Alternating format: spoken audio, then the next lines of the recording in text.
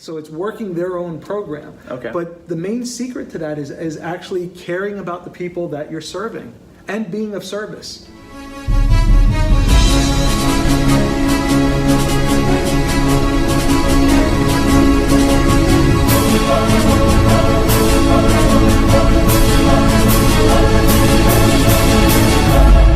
Hi, and welcome to the Other 23. My name is Earl, and I'm here today at E3 Strength with my good friend Joe Ciciless. Joe is a triathlete, one of our highest performing trainers, and is fairly new to the industry.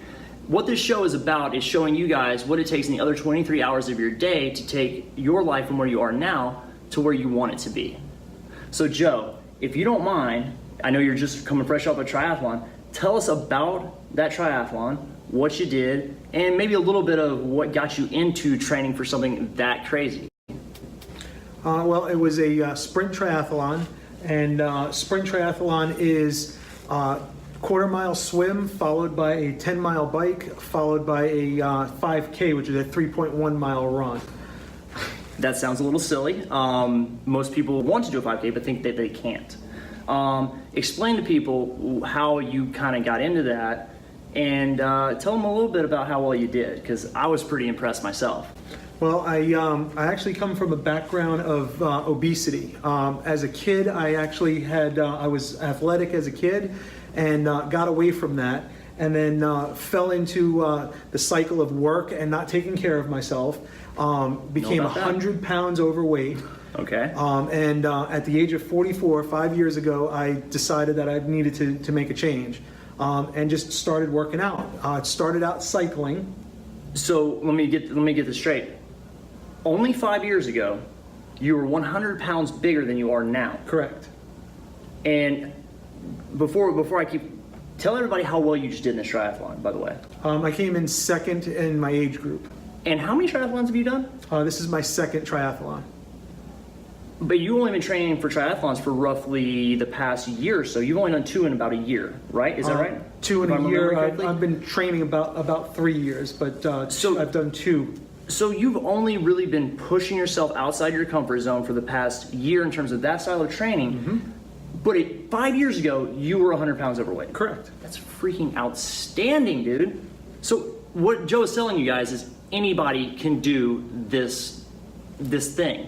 Whether it's fitness, running, triathlons, weightlifting, it doesn't matter. You can do it. All right, cool. So tell us a little bit, and I'd actually like to hear it from your perspective. I know your story because I work with you, but tell me how you went from new to the industry, got certified, obviously you just became more fit, and getting in shape, losing this 100 pounds. New to the industry, which means if you guys don't understand how personal training works, if you don't walk into an exiting trainer's schedule, you come in with 0 clients making $0, and then you go to making, I'm not gonna say what you make, but a good living. That he doesn't actually have to go out and work somewhere else after this, but can train and be this high performance athlete. So Joe, tell us a little bit about what it took to go from 0 to hero. Well, the main thing that it took was being willing to put in the hours in the work.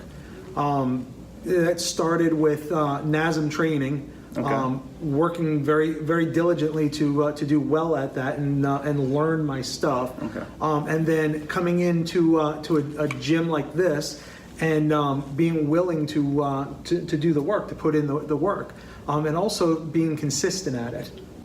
Okay, so the biggest thing I heard there is actually the last thing you said, is the consistency. Mm-hmm. No matter if you have 0 clients or you have 6 like you had today, you put in the same effort, the same enthusiasm, mm-hmm. the same energy, and you give your very best.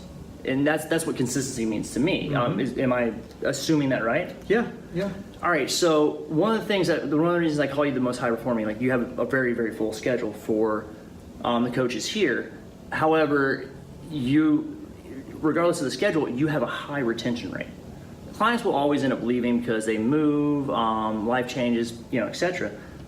But no one drops off. Everyone sticks with you. When I check in with these guys, they're like, thank you so much for setting me up with Joe. It's been fantastic. Oh my gosh.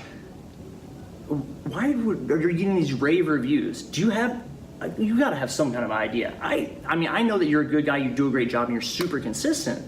and you're the same guy every single day, which I love. That integrity is amazing. But give us a little peek inside those sessions. Why do these clients hold you in such a high regard? Well, the main secret to that is actually caring about the people that you're working with. I truly Awesome. care about my clients. I want to see my clients succeed.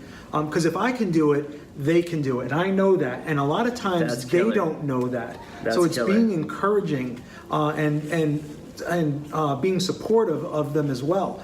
So it's working their own program. Okay. But the main secret to that is actually caring about the people that you're serving and being of service. Again, I hate to take away the last thing that you say, because it sounds like I'm not listening to what you're saying and I'm only picking up the tail end, but you finish with the word service. Mm-hmm. That is what we do. We serve people, and you're putting the people ahead of yourself, and you're making it about them. Something that we always say here at E3 is we're about, no matter what we charge, we're going to give $20 to $50 more value and service in that time that we're working with the person, because that's what they deserve. We want them, it doesn't matter what we charge, because we're always going to over deliver. And it sounds like you've been over delivering in terms of empathy. You put yourself in their shoes a lot. That's what it sounds like. You explain to them what you're going through so that they can understand, kind of like everyone else can understand, that anyone can do what our clients are trying to do. Is that right? Absolutely. Fantastic. Tell us a little bit more about how you perform on two different levels, doing two different things, serving people first too, which is nice, and then serving yourself, being the athlete and the coach for yourself. How do you do both in one day? How do you make that happen? Obviously the schedule is nice, it helps, but tell us a little bit more about how someone could do that. Well, I'm a firm believer in recovery and sleep. So Nice. I prioritize my sleep and Okay. I prioritize my nutrition as well. Okay. Healthy body, healthy mind. So by feeding my body, I'm feeding my mind. Okay. Sleep is another thing. It's we as a society, we don't value sleep enough. And it's very important to get a good night's sleep. So for example, this morning, I needed to be here at 6 a.m. That put me up at 4 a.m. I was Right. in bed at 8 o'clock. Wow, that's outstanding. And again, I'm consistent with that. Okay.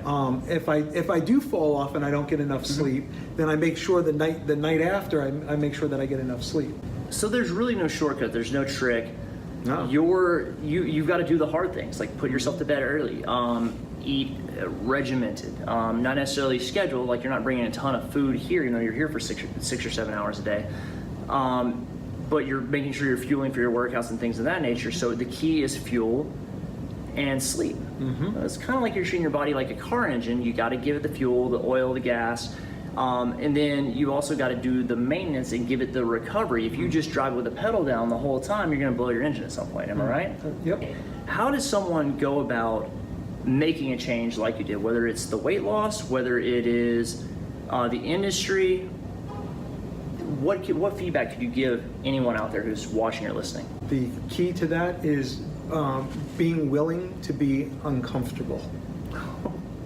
That's where growth starts, is being None of these are things that anyone wants to hear. Absolutely not. Do the hard things, be uncomfortable, sleep more. Okay, keep going. I'm sorry to interrupt you. It's so true, but you've got to hear it. So continue. What else? So it's being willing to be uncomfortable, being willing to put the work in. Okay. Which is also uncomfortable.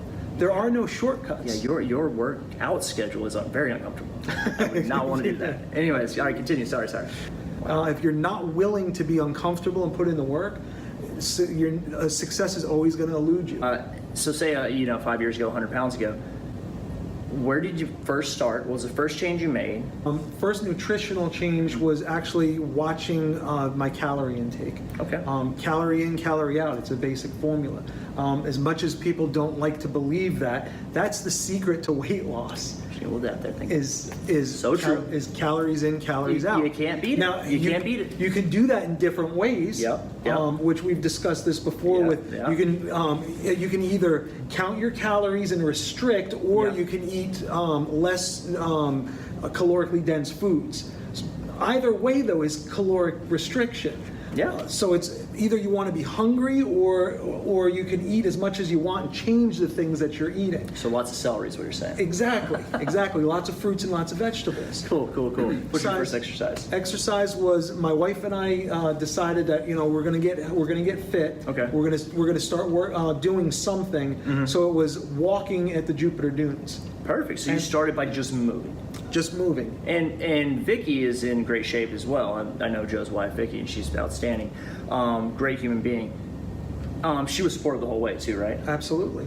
That's a big key. Having a spouse that is on board, if you didn't have her support, and she was eating junk, Would be really difficult. You may not have made it, right? You may not be sitting here today. Absolutely.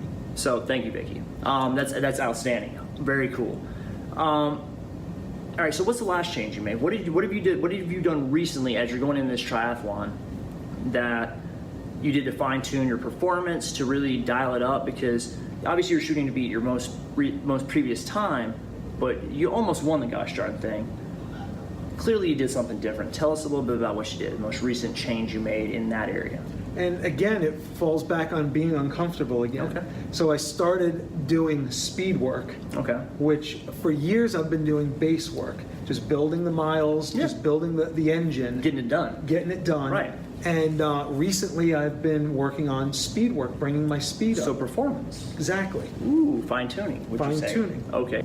And that's what happens when you get to the high performance level. It's very, very small changes that are really, really hard because you have that law of diminishing returns, right? Absolutely. It's a huge thing, and I was just having a conversation with one of our clients about that recently, and their frustration. They're like, "Oh, I feel so much better hearing that." I'm like, "Yeah, you're doing great. You're just at such a high level." And it's different for different people too, because if you're doing, say you just start walking and then biking and then maybe even running, you're eventually going to hit a wall. But if you're weight training and you're still making the same losses, you're adding different muscle fibers, different types of muscle, and two different people have two different metabolisms. So knowing who you are would help, or maybe working with a coach who can direct you and show you what your baseline metabolism is and things of that nature, so you kind of have an idea of what you should be taking in. Absolutely. Would help, right? So that's a takeaway that we can always have is work with a coach. Absolutely. I work with a coach twice a week, and then I coach you guys a little bit to some degree, not on your performance because Joe's up here in my level. I don't have anything to say there except for take care of those injuries, right? So great. There's a ton of insight, and it's not a lot of. There's no magic pills. Like you didn't give anybody anything. There's no shortcuts. There's no shortcuts. It's just going to be tough, and it's the hardest thing to hear, but it's so true, right? Absolutely. All right. And that's the other thing is to steal a word that's not a word is that stick-to-itiveness. That's going to be a new one for some people. But it's sticking with something even when it gets difficult. So this goes back to your consistency. Exactly. And the other thing is and I know you've posted memes on the internet with this. I like memes. But it's not about consistency is the key, but it's not about motivation. It's about dedication. Motivation is the feeling of, hey, I feel there's days that I love going out working out, and then there's days that I'm sitting there like watching the clock going, you know what, I really don't feel like working out. But so you still have those days, huh? Absolutely. Okay. But I work out anyway. And I've never finished a workout saying to myself, man, I wish I wouldn't have worked out. Love that. All right, so that really comprises who you are and what it takes to go from 200 plus pounds to second place in a triathlon and being in a new industry and being outstanding at what you do. So tell everybody how they can find you, because obviously I follow you. I really enjoy seeing every time that you're doing a race or you're training, how much better you're doing. I really watch your progress on a day by day, and I'm sure other people would be inspired to like to see that. So tell them how they can see what you're doing, keep up with what you're doing, and then also what the best form of contact you have is. Okay. Well, you can follow me on Instagram. It's CICIL for the letter U, 2, and then the letter C. So Cecil for U to C. Clever. I like it. Yeah. That's and a good then handle. On Facebook, I'm Joe Ciciless. And then if somebody wanted to reach out to you, maybe DM you, maybe get some advice or maybe even learn a little bit more about how to get into what you're doing, or just to start the process like you have, how would they get in touch with you? Facebook or Instagram would be the best way to get a hold of me. DM me. Perfect. Okay. So DM Joe, get a hold of him if you need him, because he is a great value and a great resource, and I love him to death. He's been a huge asset here and is, again, so consistent and so reliable and just a joy to be around. Joe, thank you so much. I appreciate it. Thank you.